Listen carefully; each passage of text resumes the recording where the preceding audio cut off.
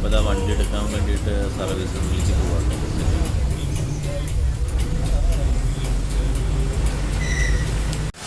ഇതാണ് ഓലയുടെ ഒറ്റപ്പാലുള്ള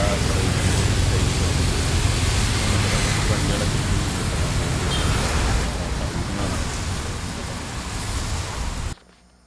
വണ്ടി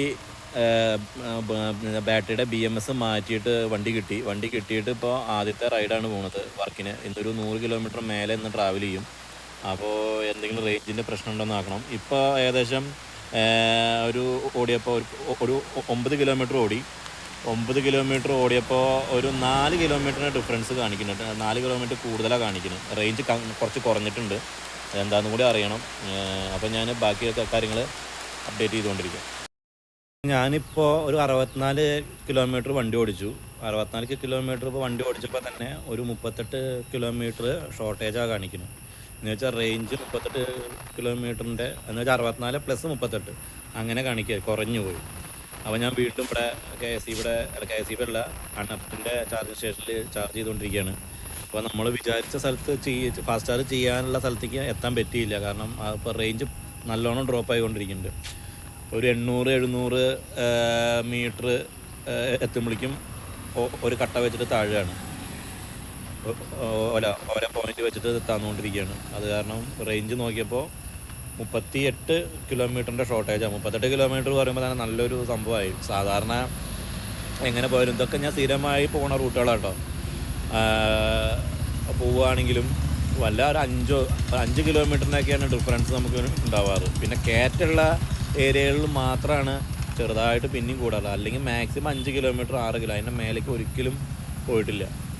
ഇതിപ്പോൾ 38 കിലോമീറ്ററിൻ്റെ ആണ്. അത് എന്തോ ബാറ്ററിയുടെ പ്രശ്നമുണ്ട്. ഇനി ഇവിടുന്ന് ഒന്ന് ചാർജ് ചെയ്യും. എന്നിട്ട് ഇനിയൊരു 2 കംപ്ലൈൻറ്റും കൂടി ഉണ്ട്. കംപ്ലൈൻറ്റ് കഴിഞ്ഞിട്ട് പിന്നെ സർവീസ് സെൻ്ററിലേക്ക് വിളിച്ച് നോക്കണം എങ്ങനെയാണ് കാര്യങ്ങളെന്ന്. ആ ടെക്നീഷ്യൻ്റെ നമ്പറുണ്ട്. ഫോൺ എടുക്കുമെന്നൊന്നും അറിയില്ല നമുക്ക്. എടുത്തിട്ട് നോക്കണം എങ്ങനെയാണ് ഇനി വണ്ടി എങ്ങനെയാണ് എത്തിക്കേണ്ടത്. അപ്പോൾ ഇത് വേറെ എന്തോ ഇഷ്യൂ ഉണ്ട് ബാറ്ററി. ഇനിയിപ്പോൾ ഞാൻ 38 കിലോമീറ്റർ ആയപ്പോൾ തന്നെ ചാർജ് പോയിന്റിൽ എത്തി. കാരണം ഇനിയിപ്പോൾ പെട്ടെന്ന് ലോ ബാറ്ററിയിലേക്ക് വരുമ്പോൾ തന്നെ വണ്ടി ഇനി ഓഫായി കഴിഞ്ഞാൽ പെട്ടുപോകും.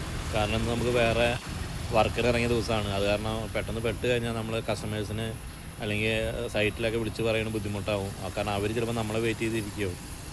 അപ്പോൾ സത്യം പറഞ്ഞാൽ ഭയങ്കര വിഷമമായി. ഇപ്പോൾ പ്രോബ്ലം സോൾവ് ആയെന്നാണ് വിചാരിച്ചത്, പക്ഷേ അത് സോൾവ് ആയിട്ടില്ല. അപ്പോൾ വണ്ടിക്ക് റേഞ്ച് കുറവാണ് കിട്ടുന്നത്. റേഞ്ച് കുറവ് വെച്ച് കഴിയുമ്പോൾ വണ്ടി പെട്ടെന്ന് 1 കിലോമീറ്റർ വണ്ടി ഓടിക്കഴിഞ്ഞാൽ ഒരു 1,500 എന്ന് വെച്ചാൽ 1 കിലോമീറ്റർ 500 മീറ്ററും അല്ലെങ്കിൽ അതിൻ്റെ മേലേക്കുള്ള റേഞ്ച് ഡ്രോപ്പ് ആയിക്കൊണ്ടിരിക്കുകയാണ്. അപ്പോൾ നമുക്ക് ഓടിക്കാൻ പറ്റുന്നില്ല. ഓടിക്കാനല്ല, നമുക്ക് റേഞ്ച് കിട്ടുന്നില്ല. അങ്ങനെ ഞാൻ ടെക്നീഷ്യനെ വിളിച്ചപ്പോൾ ടെക്നീഷ്യൻ പറഞ്ഞു അതിൽ BMSൻ്റെ സോഫ്റ്റ്വെയർ ഒന്ന് ചേഞ്ച് ചെയ്ത് കഴിഞ്ഞാൽ ചിലപ്പോൾ ശരിയാവും. അപ്പോൾ ഒന്ന് വണ്ടി കൊണ്ടുവരാൻ പറഞ്ഞു കഴിഞ്ഞാൽ കാലത്ത് വണ്ടി കൊടുത്തു കഴിഞ്ഞാൽ വൈകിട്ടേ കിട്ടുള്ളൂ. അപ്പോൾ ഒരു ദിവസം നമ്മൾ ലീവാകും, അല്ലെങ്കിൽ ഒരു ദിവസം അവിടെ ഇരിക്കേണ്ടി വരും. കാരണം അത് അങ്ങനത്തെ അവിടെ പോവായിട്ട് ഇങ്ങനെ ഇരിക്കല്ല. അല്ലെങ്കിൽ വണ്ടി എടുക്കാൻ വേണ്ടി കാലത്ത് വണ്ടി കൊണ്ടുപോവുക, പിന്നെ ഇതിന് വേണ്ടി വൈകിട്ടും വണ്ടി എടുക്കാൻ പോവുക. അപ്പോൾ ഞാൻ പെട്ടെന്ന് എന്തെങ്കിലും ചെയ്യാൻ വഴിയുണ്ടോ എന്നൊക്കെ ചോദിച്ചപ്പോൾ നോക്കട്ടെ ഇതാക്കട്ടെ എന്നൊക്കെ പറഞ്ഞു. പിന്നെ വല്ലാണ്ട് റെസ്പോൺസ് എനിക്ക് അവിടെ നിന്ന് കിട്ടിയില്ല. ഞാൻ നേരെ വീട്ടിൽ കൊണ്ടുവന്നിട്ട് വെച്ചു വണ്ടി. അത് കഴിഞ്ഞിട്ട് പിന്നെ ഞാൻ എന്ത് ചെയ്തു, കംപ്ലൈൻറ്റ് രജിസ്റ്റർ ചെയ്തിട്ട് RSAക്ക് വേണ്ടിയിട്ട് ഇപ്പോൾ ചെയ്തു. എന്തായാലും ഓല കെയർ പ്ലസ് ഉള്ളതല്ലേ, RSAക്ക് വേണ്ടിയിട്ട് റിക്വസ്റ്റ് ചെയ്തു. അപ്പോൾ അവർ കോൾ സെൻ്ററിൽ നിന്ന് വിളിച്ചിട്ട് പറഞ്ഞു വണ്ടിയിൽ കുറച്ച് ചാർജ് ഉണ്ട്, അടുത്തുള്ള സർവീസ് സെൻ്ററിൽ എത്തിക്കണം, അങ്ങനെയാണെന്ന് പറഞ്ഞു. ചാർജ് ഉള്ളതുകൊണ്ട് എത്തിക്കണം എന്നൊക്കെ പറഞ്ഞു. പിന്നെ പറ്റില്ല, കാരണം ഒരു വട്ടം കംപ്ലൈൻറ്റ് വന്നു. ഇനി ഇത് പോയി എവിടെയെങ്കിലും നിന്ന് കഴിഞ്ഞാൽ പറ്റില്ല എന്ന് പറഞ്ഞിട്ട് അവസാനം RSA എടുത്തു. അപ്പോൾ കംപ്ലൈൻറ്റ് രജിസ്റ്റർ ചെയ്ത് 2 ദിവസം കഴിഞ്ഞിട്ടാണ് വണ്ടി എടുത്തുകൊണ്ട് പോയത് കേട്ടോ. വണ്ടി എടുത്തുകൊണ്ട് പോയി. പിന്നെ റെസ്പോൺസൊന്നും കിട്ടിയിട്ടില്ല. ഞാൻ വീഡിയോയിൽ അപ്ഡേറ്റ് ചെയ്യാം. ഇനി ഒരു വീഡിയോയും കൂടി ഇടാം. ഇനിയിപ്പോൾ ഈ BMS മാറ്റി ഇനിയിപ്പോൾ BMSൻ്റെ സോഫ്റ്റ്വെയർ അപ്ഡേറ്റ് ചെയ്യുക. അത് കഴിഞ്ഞിട്ട് വല്ല പ്രശ്നമെങ്കിൽ ബാറ്ററി മാറ്റുമെന്ന് എനിക്കറിയില്ല. അതിപ്പോൾ നീട്ടി ഇവിടെ നമുക്ക് ഇത്രയും ബുദ്ധിമുട്ടായിട്ടില്ല. കാരണം ഒരു വർക്ക് നമുക്ക് ചെയ്യാൻ പറ്റുന്നില്ല, എവിടേക്ക് ഓടിയെത്താൻ പറ്റുന്നില്ല. പിന്നെ ഇത്രയും ഇവിടെ വണ്ടി വാങ്ങിയിട്ട് നമുക്ക് പിന്നെയും പെട്രോൾ വണ്ടീനെ ആശ്രയിക്കുകയാണ് ചെയ്യുന്നത്. എന്തായാലും സർവീസ് ഭയങ്കര ബുദ്ധിമുട്ടാണ്. ടെക്നീഷ്യൻ്റെ ഭാഗത്തുനിന്ന് ഒരു ബുദ്ധിമുട്ടില്ല. അവൻ നല്ല ഇതായിട്ട് തന്നെയാണ് സംസാരിക്കുന്നത്. ഒരു പ്രശ്നമില്ല എനിക്ക്.